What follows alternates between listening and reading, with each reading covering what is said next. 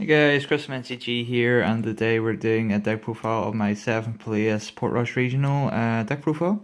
Went X1-1 with Metalfoes, so I'm going to just run through the deck list, run through the choices, etc. etc.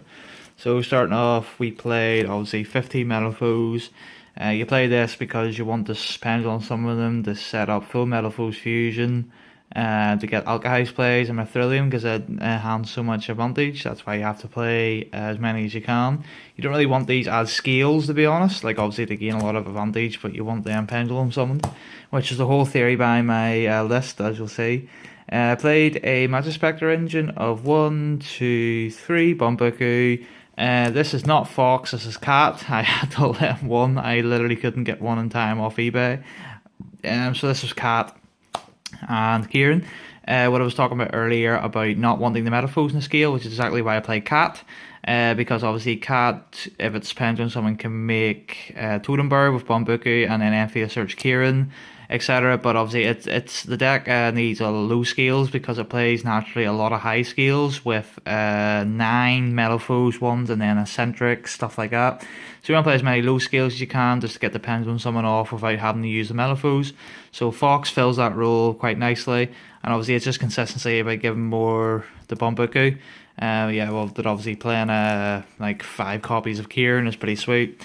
Onto the other the non-Metalfoes and Magic Spectre pendulums. One Luster because it replicates skills. I'm not really going to talk about that. Triple Eccentric because it's just like the best card in the deck. It's a combo extender and it's obviously a problem solver. XL4/MST, pop your combination, get stuff going. The last pendulum engine is the Summoner's Art engine, which is 1 full kite cannon, 1 monolith, 1 scout. Shout out to Chris Morrell for pointing this out.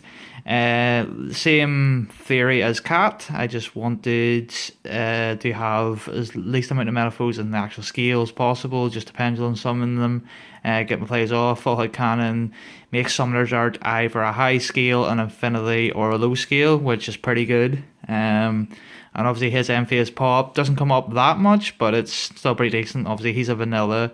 You can fuse off into either Mithrilium or Alkahest. And obviously this is the most consistent engine. It's just so good. You get allowed to play Summoner Art and it's a first turn infinity, but obviously you can fuse these off just like full high cannon. The 41st, 2nd, and 3rd cards were Gofu. I was literally not playing these until 5 minutes before handing the list in. I just think Omega and more access to Ignister is just too good. I do favour the Clay engine over the Gofu engine tenfold. I always have done. The last reason I talked with this deck, it'll be on our channel as well. I played the Infinity engine over Gofu, because I just think it is more consistent, it has better synergy. Like popping the tokens and setting counter and shiz is okay, Zul'Gin's okay, but this is obviously can be dead draw outside of, or when you have an established board, stuff like that. But yeah, like I'm playing 43, so the chance of opening multiples of these or opening them at the wrong time is very minimal. So I thought that was decent. Like out of the 2 engines, this was the worst one, so if I had to cut it down to 40, these would definitely go. I think I might be cutting this down to 2, I don't know. But that was Gofu. And then last monster is Rabbity Babbity. This card is just so good. Like, it's just 2 free Metalfoes to go into your plays. Rabbit's a problem solver as well. Going into like Break Sword or Utopia Lightning or whatever else. Spells, double desires and double painful, because I don't want to open more than one, so I'm only playing 2. I'm also playing Trip Summoner's Arts, so like you're playing 1, 2, 3, 4, 5 plus 15, so you're playing 20 Metalfoes, which just makes your hands far more consistent. Outside of the just YOLO Gofus that I put in, this deck was designed specifically for consistency, just not give yourself a bad hand. And I did only have a bad hand once, and it was because I didn't play Zul'Gin. I elected not to because in testing the other cards I played came up more. But yeah, if I played Zul'Gin, I would have been dead, and I might have even turned my 1 loss into a win, but you never know. But yeah, this is the non-Metalfoes spells. and then 1 fusion, 1 quick play fusion. Might bump this up to 2, don't know. I think 1's fine because you get to recycle it, obviously, but there's times you just want double. Like the set double just interrupt plays, but yeah, 1 was fine. And the traps, no big surprise here. 1 combination, 1 counter, 1 families. I believe this ratio is correct of 1, 1, 1, 1. Just more variety. Counter still a fantastic card of getting you back into the game. It's like the trap. Basically, it just combines all your engines together. Just lets you play like 21 Metalfoes basically. It's just so good. So yeah, 43 cards. Onto the extra deck tokens. Played triple Mithrilium, had the Lem one, but triple Myth because this is like the best fusion, just gives you so much advantage. 1 Adamante, obviously this is better when you're playing Zilgan, but it is just there for when you take something with Alkahise and you want to fuse it away. Yeah.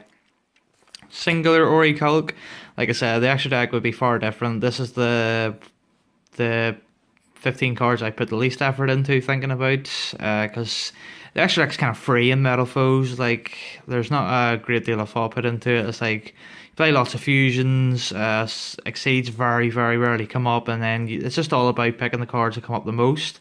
But the fusions are the ones that come up the absolute most. So I don't know about double Orichalc. It never ever came up. Never thought about it coming up because, like I said, you can cycle it back in with Mithrilium. But yeah, Orichalc's fantastic. Obviously, double piercing and when it leaves, and then Relinquished.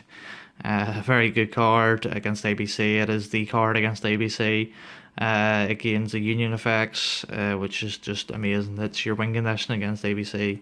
For the synchros, 1 Vermilion Dragon mech, 1 Void Ogre Dragon for the opener with Gofu, 1 Ignister for Luster and Gofu, 1 Omega to get back stuff from Desires, order Loop Counter, which is pretty good. 1 Sidra Infinity and 1 Nova for the Infinity. 1 Dweller because I knew there was quite a lot of water at the event. This was a tech choice, a meta choice basically at the events. I never played against water though. 1 Grand Pulse for the turn 1, popping your combination or popping your opponent's problem cards like anti-spell. I was thinking of playing Tour Guide. That's another card I'm thinking about, but I'm not too sure. And then lastly, 1 Break Sword for the same again. The side decks, the 15 cards I put the most thought into out of the whole deck. 2 Lava Golem I had to borrow. There were some sexy secrets. Shout out to Dan McCord for lending me them. Lava Golem was fantastic. I think it's better in Rasphere mode personally, depending on your hand, I guess, because obviously you get to summon it and then bounce it back with Mithrilium, which is pretty good, where obviously you can't do that with Rasphere mode, because I'm pretty sure he can't be targeted by monster effects. Don't quote me on that, but I'm pretty sure he can't.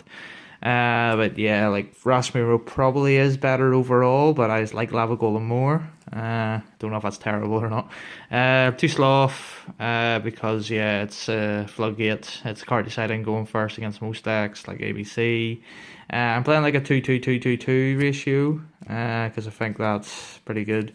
2 Maxi, obviously, because just for going second against like. I decided against ABC, just stuff that special summons a lot. MVP of the side deck was Gendo, the Ascetic Monk. A couple of people should know about this, but if not, it's face-up attack position. Monsters cannot activate their effects, and when it's in defense mode, it cannot be targeted or destroyed by card effects. So it basically locks your opponent. If you pencil someone in defense mode, obviously your opponent like can't really attack over it because, oh well, they could attack over it, but like they kind of want to activate their effects, etc., etc. But this is most I decided on going second, sorry, because like against my opponents like Burmy the board of like Double Toad, etc., or like against hero of like Toad Darklog and to summon this. So that means that I'm free to answer their board, which is kind of sweet. It just means I can't respond to it, which I kind of like. So 2 Gendo, 2 Side Blocker. Yeah, Side Blocker is obviously fantastic. Sided going first or second. I like Sided going first against ABC because if you call B or Union Hanger, your opponent's not really going to do much. Just like set some like try and destroy side blocker, etc. But they aren't really going to do much, especially if it's backed off with like a Kieran or something. Like side blocker puts in a lot of work, because then you can then on the offensive you can call Solemn Strike and just kill your opponent. But obviously going second, call like anti-spell, negate anti-spell, stuff like that, negate Vanity's Fiends. Yeah. The only card I played at 3 was 3 Cosmic Cyclone. I knew there wasn't going to be that much Paleozoic, so I didn't decide like Denko or Jinzu or anything like that. Just thought this done the trick, because obviously you can Cosmic, if they go Trap, you can Cosmic Cyclone it, and then obviously they can't chain the Paleozoic because it needs to be the last thing that in the chain. So obviously this is really, really good against Paleozoic, so I think it was enough. Obviously it's good against the Mirror, good against the ABC, just a really good card. And lastly, 2 Book of Eclipse. So I've got 2 Ascetic Monk, 2 Lava Golem, and 2 Book of Eclipse are my real monster board solvers that I side in. And like I said, I like playing 2 of each just because it's more consistent, because I never want to see more than one of any of these guys.